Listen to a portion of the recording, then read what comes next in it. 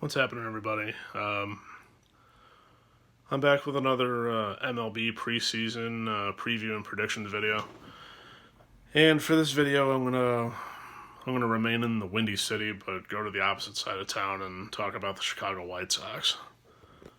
A lot of buzz around this team, especially going into this year, and rightfully so.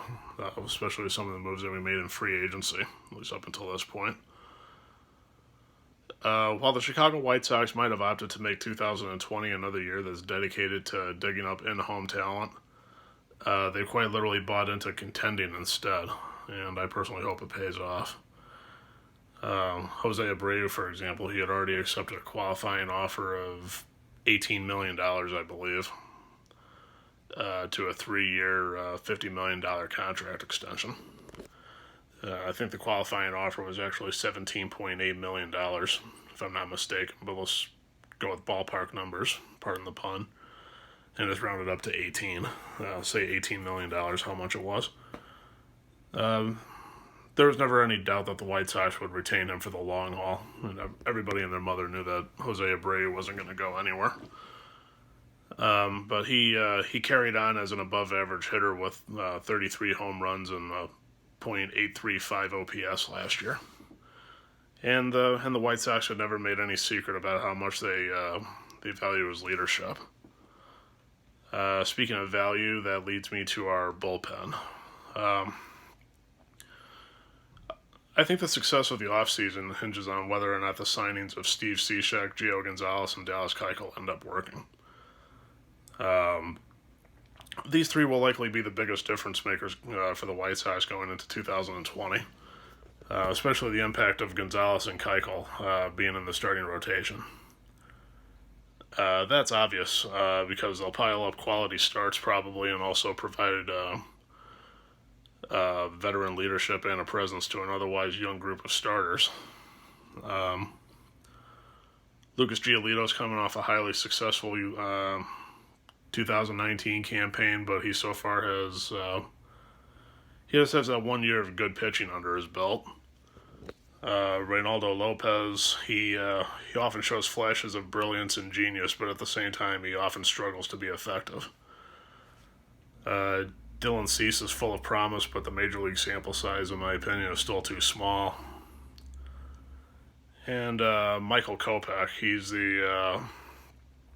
the flame-throwing prodigy whose debut in 2018 was truncated by Tommy John, I believe it was. He had to undergo Tommy John surgery. And he comes into this year with loads of promise, but still plenty of uncertainty, question marks, and skepticism. But we need the stabilizing effects of guys like Gonzalez and Keuchel going into this year. It's a no-brainer. But especially in the bullpen, the White Sox already had an effective closer in Alex Colomé, but we lacked consistency from a group that bridged the innings between the starter and the finisher, which I think is where Steve Cishek from the Chicago Cubs comes in. I think he's a great fit here. He threw in, I want to say, 70.2 innings in 2018, and in 2019 when he was with the Cubs, he threw, I want to say, 64 or 65. And at the same time, he maintained a sub 3.00 ERA. So Steve Cishek is the kind of rubber-armed reliever that the Chicago White Sox need, I think. I believe this was a good signing. I mean, the Chicago Cubs fan in me was sad to see him leave, but the Chicago White Sox fan in me was happy to sign him, to see him on the opposite side of town. Kind of like in 2015 when Jeff Samardzija ended up signing with the Chicago White Sox. Rumor had it as a free agent that year he was going to maybe go back to the Chicago Cubs, but those talks fell through. He ended up re-signing. He ended up signing with Chicago, but he ended up going to the Chicago White Sox instead. But either way, seeing Jeff Samardzija in either a White Sox or a Cubs uniform, I would have been happy. But that's neither here or there, and also a story that happened 5 years ago. Going back to this year before I lose my train of thought. I think the search for starting pitching has been a priority this offseason for the Chicago White Sox. Michael Kopech is returning after missing all of last year, recovering from Tommy John surgery. Carlos Rodon will be unavailable at the start of the season after he underwent Tommy John surgery also. And I want to say he underwent his surgeries in either sometime between late May and early June. I want to say it was in early June, but there's a prospect by the name of Dane Dunning. He's also recovering from Tommy John surgery, so there's 3 players in the lineup that we could possibly see in the regular season, and they're all recovering from Tommy John surgery. But the back of the rotation for the Chicago White Sox didn't fare all that well last year, especially after Carlos Rodon went down. We had Dylan Covey and Ross Detweiler, respectively. They had 12 starts. Manny Banuelos, I believe is his name. He had 8 starts to his name. Odrizamar Despaigne and Irvin Santana had 3 starts to their names. And Hector Santiago and Carson Fulmer, they had 2. And all of them struggled. So the back half of the bullpen took a real beating last year. I hope we can rebound from that. I believe we will, but we'll see what happens between now and opening day. I'm going to go into my predictions real quick. I apologize if this video was a little bit shorter than expected or didn't come out all that great, but I just want to get this video out of the way and get ready for the next one whenever that time comes. So I'm going to go with my predictions here. They're all rapid fire, no certain order, no nothing. So here it goes. Prediction number 1, I say talks about a rebuild are truly and finally over. The more needs that the Chicago White Sox fill, the more likely it is they be more than just a winning team. If they're lucky, they might at least contend for a wild card spot, depending on what happens in Cleveland with the Indians and Minnesota with the Twins. They could even have a shot at winning the American League Central. I'm not sure about the Kansas City Royals or the Detroit Tigers, but more so I think it's just Cleveland and Minnesota we need to focus on. Kansas City and Detroit we'll worry about when the time comes, but I think if the White Sox can just maybe squeeze into the postseason, then they have a good shot. They're actually one of my dark horse picks. They're one of my dark horse picks in the American League for making the postseason, given the current status of the team and what happens going into opening day. Prediction number 2, Yasmani Grandal is named the catcher on opening day. In my opinion, it makes the most sense because he's got the ability to help the White Sox in so many ways, especially being a power-packed switch hitter. He's got a career on-base percentage of .350, and he's coming off a 109 walk season. But he's one of the best pitch framers in baseball, and he also has a plan and a true presence in terms of handling pitching staffs mixed with veterans and young talent. The White Sox might be just as thrilled about what he can do for them behind the plate, and the way I see it, they've already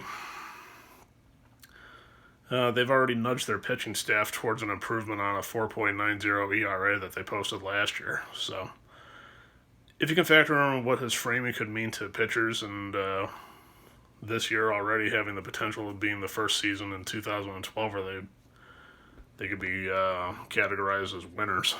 The last time he had a winning season, quote unquote, was in 2012. But on the flip side, Grandal's been dealing with a mild left calf strain on the onset of camp, and there's seemingly no worries that when opening day comes, he'll be ready to rock and roll. And I most certainly hope he is. If I can get that prediction to come to pass on opening day, then I'll consider that a win. But anyway, prediction number 3: Tim Anderson wins a Gold Glove.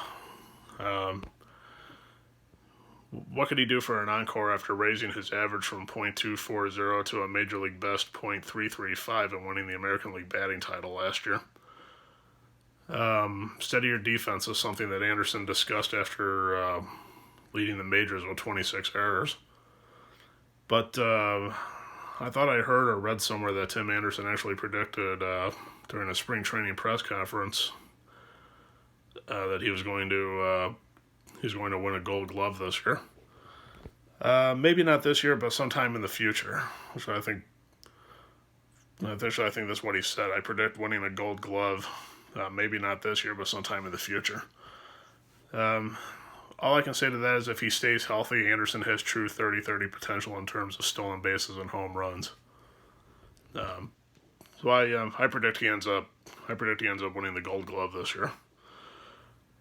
Prediction number 4: the Chicago White Sox finally have a winning season since 2012.